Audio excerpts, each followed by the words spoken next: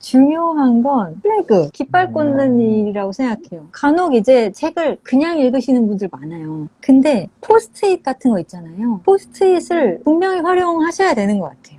책을 읽으면서 주요하다고 생각되는 장면, 인상적으로 느낀 구절에 표시를 해야 돼요. 무조건. 이건 100%입니다. 이런 거 씁니다. 딱 이 사이즈가 정말 좋아요. 보이나요? 네네. 이 사이즈는요, 딱 이 면적이 있기 때문에 내가 이 구절, 이 단락이 좋다라고 할 때 딱 옆에 붙이는 거예요.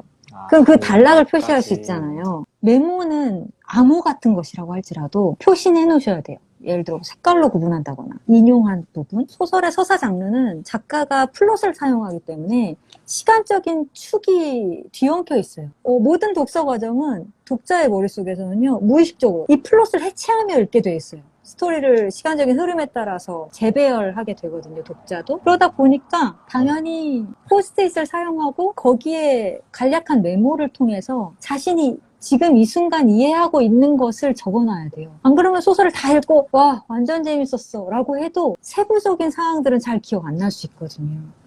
깃발 꽂기를 다 했으면 그 다음이 당연히 필사죠. 표기할 부분을 노트에 손으로 옮겨 적으셔도 좋고 아니면 한글 파일이나 휴대폰 메모장에 타이핑 하셔도 좋고, 그때 가장 중요한 건 제목, 저자, 쪽수를 표기해야 돼요. 인용할 때 쪽수가 꼭 필요합니다. 따옴표나 문장 부호를 활용해서 이것은 인용문이다 라는 걸 분명히 하셔야 돼요. 간혹 이제 제가 여러분들이 쓰시거나 아니면 뭐 SNS상에서 리뷰들을 읽다 보면 어느 게 작가의 말이고 어느 게 지금 이 리뷰어의 문장인지 헷갈릴 때가 많더라고요. 그러다 보니까 인용문을 분명히 할 때 이제 비평이 시작된다라는 점을 분명히 하시면 좋을 것 같아요. 그런 출처를 명기해서 쓴다면 당연히 이제 내가 리뷰나 서평, 비평으로 나아갈 때 나의 의견을 더해야 되는 거잖아요. 단순히 이제 줄거리는 이렇습니다. 주요 캐릭터는 이렇습니다. 이런 소개와 안내에 그치는 것이 아니라 이 책을 읽었더니 이런 작가들과 같이 읽어도 좋았어요. 아니면 이 작가는 제가 다른 작품들도 읽어봤는데 이러이러한 이야기를 하는 것 같아요. 라는 식의 이야기가 있다면 자신의 생각과 의견을 더하는 거죠. 의구심 드는 부분에 대해서 질문을 써놔도 좋고 시대사회 혹은 작가의 다른 작품들까지의 어떤 연결 지점 추후에 이런 부분들을 우리 모두가 함께 생각해보면 좋겠다. 이런 고민할 부분까지도 적는 거죠. 리뷰에. 그것이 바로 리뷰나 서평이 되는 것 같아요. 근데 여기서 이제 평론가로서 어떤 보다 더 긴 분량의 비평, 주제의식을 가진 비평을 쓰고 싶다라고 한다면 또 여러 번 읽는 거죠. 제가 아까 평론가는 여러 번 읽는 사람이라고 말씀드렸잖아요. 깃발 꽂기, 필사, 의견 더하기. 이걸 계속 반복하는 거죠. 자신의 의구심이 해결될 때까지. 책 다시 읽는 거 좋아하시나요? 저도 되게 좋아해요. 제가 좋아하는 작품은 읽고 또 읽고 해도 또 새로운 게 보이고 뭐 이런 건데 다시 읽는 게 소설가 보르헤스도 그런 얘기를 했던 게 기억이 나서 가장 행복한 건 책을 읽는 건데 책을 읽을 때보다 더 행복한 건 읽은 책을 다시 읽을 때다. 이런 말을 했거든요. 이미 읽었기 때문에 더 깊이, 더 풍요롭게 읽을 수 있다. 이런 말을 했던 게 기억이 나는데 그래서 다시 읽기를 거듭하면 조금 더 큰 이해에 도달할 수 있다라고 저는 믿거든요. 그래서 다시 읽는 것도 굉장히 중요한 방법인 것 같아요.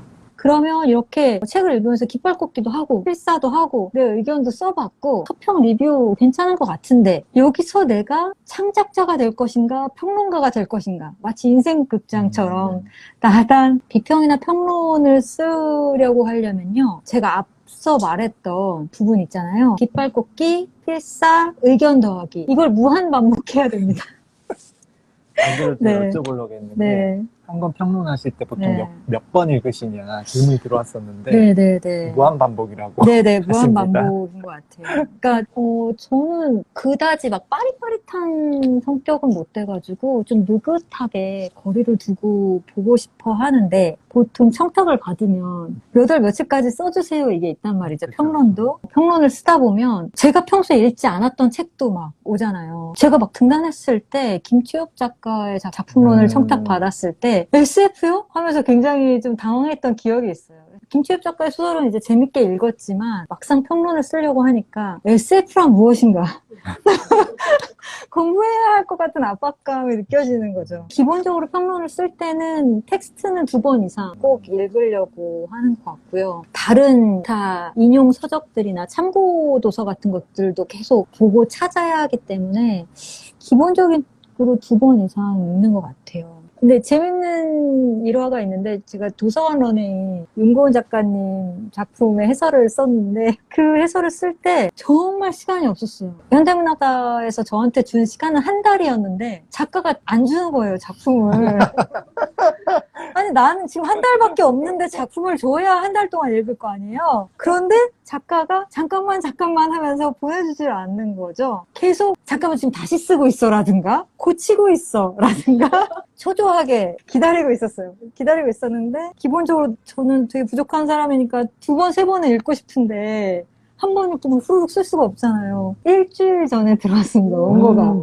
일주일 전에 왔어요. 그래서 일주일 남았는데 당연히 밀어주지. 나한테 한 달 준다고 했으니까 일주일 전에 왔으면 이제 3주를 더 주겠지. 이렇게 생각을 했는데 안 주더라고요. 일주일 만에 들어왔는데 일주일 사이에 3가지의 버전을 읽었던 것 같아요. 윤고은 작가님 네. 해명하실 거 있으시면 네네. 다독방에 한번 나오시면 네. 아마 해명하실 거 없으실 겁니다. 네. 그리고 창작가나 작가가 아니라도 일반인이 전문 평론가가 될 수 있나? 될 수 있지 않나요? 보통 우리가 가장 유명한 리뷰어로 생각하시는 분이 로자 선생님이잖아요. 이현우 선생님. 그분도 이제 인터넷 서점에서 리뷰어로 그렇게 큐레이팅을 열심히 해주시고 하다가 전문 평가가 되셨잖아요. 당연히 일반인도 그러면 될 수 평론으로 있습니다. 등단하신 상태는 아니고 네. 일반 그렇죠.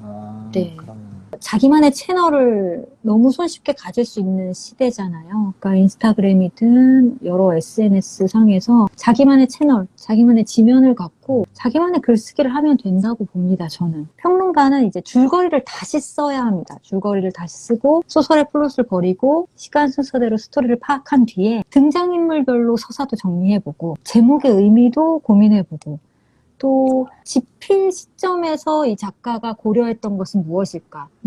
추론해보는 거죠. 그리고 출간된 시점에서의 어떤 연관성, 어떤 시대 현실을 작가가 반영한 부분이 있는지, 그리고 다른 작가의 다른 작품들과 어떤 연관되는 부분이 없는지. 왜냐하면 창작자는 하나의 거대한 세계관을 가지고 있다고 생각을 해요. 지극히 개인적인 사견인데 작가는 자신도 모르는 사이에 무의식적으로 자기가 가지고 있는 거대한 세계관을 계속 쪼개고 자르고 조각내고 변형해서 각기 다른 이야기를 만들어낸다고 생각해요. 그렇지만 결국 작품을 관통하는 주제의식의 어떤 거대한 원형이 있지 않을까 생각하는 사람이거든요. 그런 생각과 구상으로 이제 글을 쓰게 되고, 기존에 예를 들어서 뭐 특정 작가에 대한 선행 연구들이 있다면 찾아보고 탐독하고 판독해보는 그런 과정도 또 평론가에게 필요한 것 같아요. 그래서 본격적인 비평을 하고 싶다면 나의 의견도 중요하고요. 한 덩어리로 중요하고 같은 무게와 부피로 다른 사람의 의견도 중요해요. 그래서 다른 사람의 의견을 조합했더니 이런 결론이 나와 있더라. 근데 나는 이 결론이 아니라 이렇게 결론을 말하고 싶다. 이런 자신의 의견을 더하는 구조가 필요한 거죠. 어제 제가 이런 생각들을 갈무리하면서 들었던 생각은 그러면 나는 왜 이 2가지를 같이 하고 있나 라는 본격적인 자아 비판에 이르렀어요. 어제 한 새벽 1시쯤. 일단 창작자이지만 평소에 좀 비평가처럼 사고하는 연습을 좀 하려고 했었던 것 같아요. 저 개인적으로는. 왜냐면 내가 쓴 내 작품을 좀 객관화시켜서 거리두기를 통해서 그만 바라보려고 했던 유형의 사람이었던 것 같고, 분명히 내 작품을 조금 좋은 점보다는 조금은 더 내가 보완해야 할 지점, 어떤 내가 조금 더 충족해야 할 지점이 있는 얘기를 듣고 싶어 하는 그런 학생이었는데 생각을 해보면 그게 제 눈으로 보기에도 그 완성된 창작품이 분명한 어떤 결함과 결절의 지점이 내 눈에도 보였기 때문이 아닐까라는 생각을 하거든요. 그러다 보니까 이제 창작이나 독서나 굉장히 개인적이고 특수화된 내밀한 행위잖아요. 혼자 하는 행위. 그렇지만 전 그 고독의 행위에 굉장히 미래지향성을 담고 있다고 생각해요. 내가 조금 더 나아지고 성장하고 앞으로 가려고 하는 어떤 자발적인 의지를 담고 있는 행위가 어떤 독서, 창작의 행위라고 생각하는데 그게 바로 이제 시대사회나 세계와 융화하는 방식이 아닐까.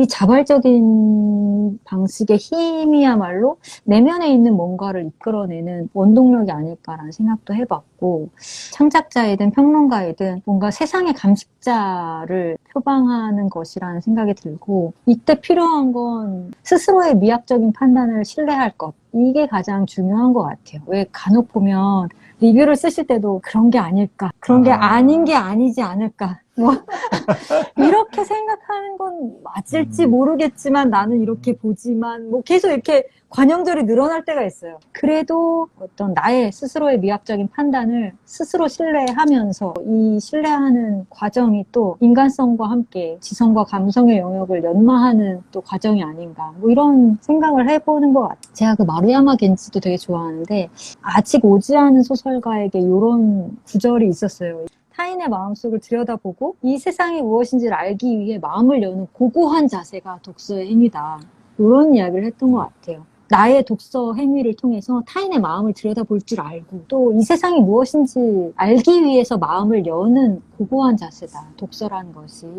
이런 말이 좀 기억이 날 정도로 일단 저는 책을 읽고 무언가 기록하려고 하는 욕망 그것으로 이미 내가 창작자가 될 것인가 평론가가 될 것인가의 기로에 서 있다라고 생각을 하거든요. 책을 읽는 자들의 어떤 자발적인 내면성의 힘이랄까? 이런 또 세상을 향해 마음을 여는 고고한 자세랄까?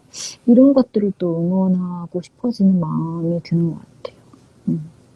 저는 뭐 제가 하고 싶은 말은 여기까지입니다.